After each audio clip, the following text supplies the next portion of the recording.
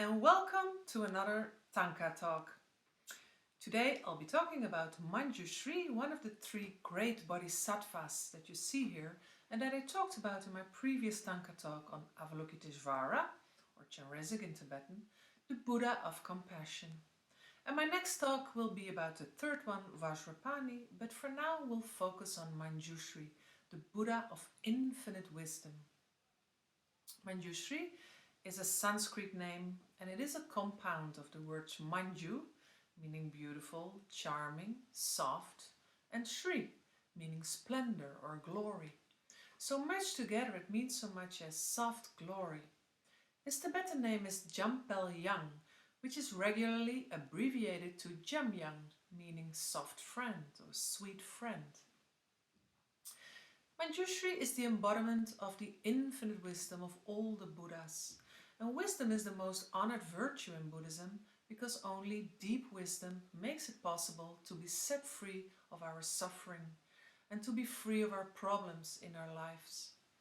And being happy is the purpose of all sentient beings. Here you see a beautiful Manjushri carved in and painted on a rock. When we go to the next slide, we'll see a beautiful, large Thangka of Manjushri that is rolled out over a snowy mountain in Tibet. When we look at the attributes that Manjushri holds in his hands, they refer to the wisdom that he embodies. He's got a flaming sword that cuts through all layers of our misconceptions, our delusions. And on the other hand, he holds the book, The Perfection of Wisdom Sutra.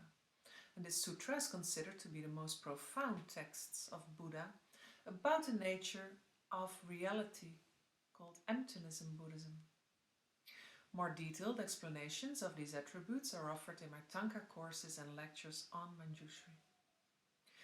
Manjushri not only plays an important role in the many philosophical teachings of the Buddha, but he also plays a prominent role in myths and legends.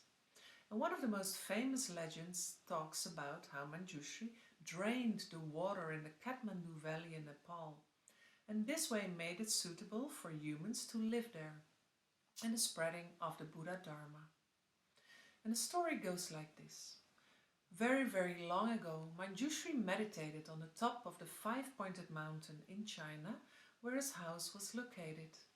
And during this deep meditative state, he became aware of the Nepal Valley and the lake of pure water with which it was filled. And it was in this lake that a previous Buddha had planted the root of a lotus that eventually grew into a huge 1,000-leaved blossom. And it was at this place that a blinding light known as Swayambhu Dharmadhatu miraculously appeared. After he came out of his meditation, Manjushri went to the valley and took his sword with him. On a spot that was called the Turtle Mountain, he split the earth in half with his powerful sword, causing the water of the lake to drain to the south. Then, in order to make up for the fact that he had split the Turtle Mountain in half, Manjushri established a beautiful shrine in honor of Avalokiteshvara, the Bodhisattva of compassion. So this spot would become a place of worship in the future. And while the water was drained from the valley, on a hill known as the Diamond Peak, appeared an incredible light, the light of Swayambhu. In a later era, this miraculous light was captured in a stupa to preserve it for future generations. And it's still here today. And when the great Indian master Nagarjuna went there later, he received back the Perfection of Wisdom Sutra that was entrusted to the Naga king who lived under the mountain. Nagas are half man, half snake-like creatures, known for hiding and guarding the precious teachings and treasures under the ground until the time has come when they can be revealed again. Nagarjuna then spread these precious Mahayana teachings everywhere, which resulted in a revival of Buddhist philosophy and practice. So Manjushri can be considered the founder of civilization in Nepal and the one who spread Buddhism in Nepal. And this Thangka reminds us of that, and his traces can still be found in many different parts of the Kathmandu Valley. And not only in Nepal, but also in China, the five-pointed mountain is still an important place of pilgrimage for Tibetan, Mongolian and Chinese Buddhists. The 53 sacred monasteries of this cultural heritage of Wutai were added to the UNESCO World Heritage List in 2009.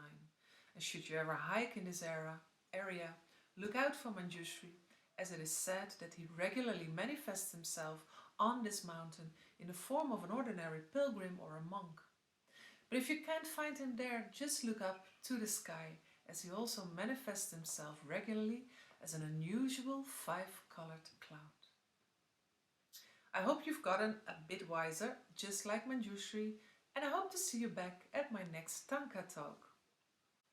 Do you want to learn more about Manjushri and the other great Bodhisattvas? And maybe even learn how to draw or paint them? Just check out the links to my upcoming Thangka art courses and lectures in the description below.